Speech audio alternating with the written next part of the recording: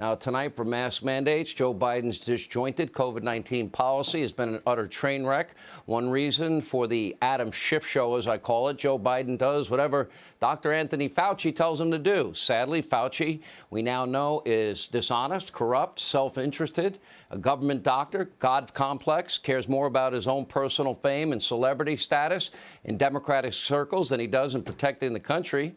In order to get airtime on TV, he frequently just makes things up. He guesses. He jumps to conclusions. He has been wrong on almost every single major issue in this pandemic from day one.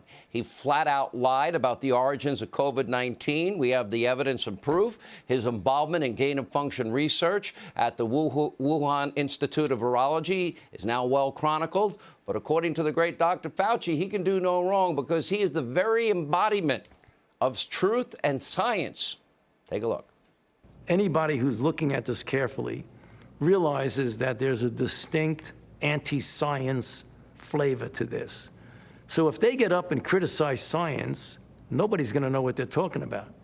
But if they get up and really aim their bullets at Tony Fauci, well, people could recognize there's a person there, so it's easy to criticize. But they're really criticizing science because I represent science.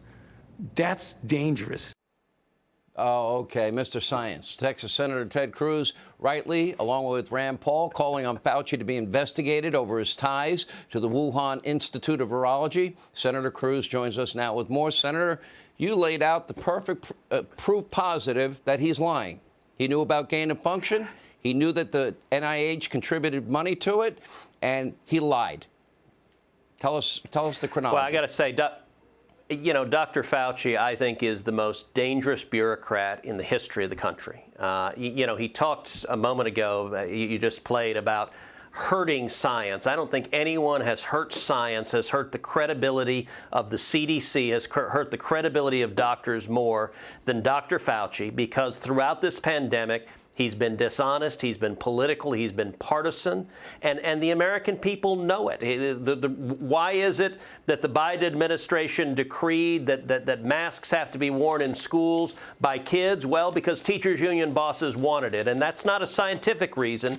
That is a data reason. And you know, this weekend he did this long interview where he gave the answer. He said, I represent science. I am science. I got to admit, Sean, I was laughing. It's like Louis XIV, the Sun King in France, saying, L'État c'est moi, I am the state. It is this delusion of grandeur that you cannot criticize him. And it was very striking. You know, in the course of that interview, he was asked about, I asked the Attorney General Merrick Garland if he's going to investigate and prosecute Dr. Fauci for lying to Congress. And Margaret Brennan asked him about that. And what did Fauci do? He didn't discuss any of the substance. Instead, he just attacked and engaged in ad hominem attacks. He basically did the Beavis and Butthead defense. He just screamed liars at everything.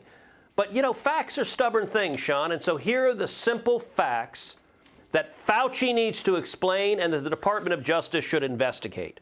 So on May 11th, Fauci testified before a Senate committee that, quote, the NIH has not ever and does not now fund gain-of-function research in the Wuhan Institute of Virology. That's a clear, categorical statement.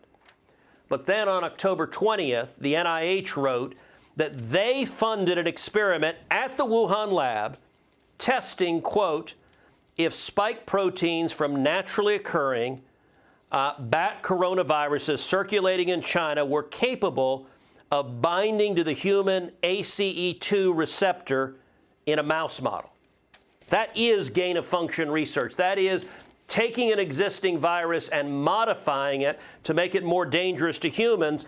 And listen, at the end of the day, 18 U.S.C. Section 1001 makes it a felony, punishable by up to 5 years in prison for lying to Congress. The statements from Dr. Fauci and the NIH are directly contradictory. And I got to say, I think Margaret Brennan is a talented journalist, but she dropped the ball in not following up, letting him just respond with insults instead of asking him the simple question. You stated that we don't fund gain-of-function research. The NIH stated we do fund gain-of-function research. They can't both be true. And if you lied to Congress, it's a felony. She didn't press him on that. And the reason this matters is there is a lot of circumstantial evidence to suggest that the U.S. government participated in funding research modifying coronaviruses that could well have led to COVID-19. And if that's true, that is stunning and indefensible. We know the Chinese government has enormous culpability, but there's a real possibility the American government under Dr. Fauci does as well, and that's what he doesn't want to address. I think you're right. His testimony, I think it was May 11th, and the letter from the NIH on October 20th are directly contradictory. Hey, Sean Hannity here. Hey, click here to subscribe to Fox News YouTube page and catch our hottest interviews and most compelling analysis. You will not get it anywhere else.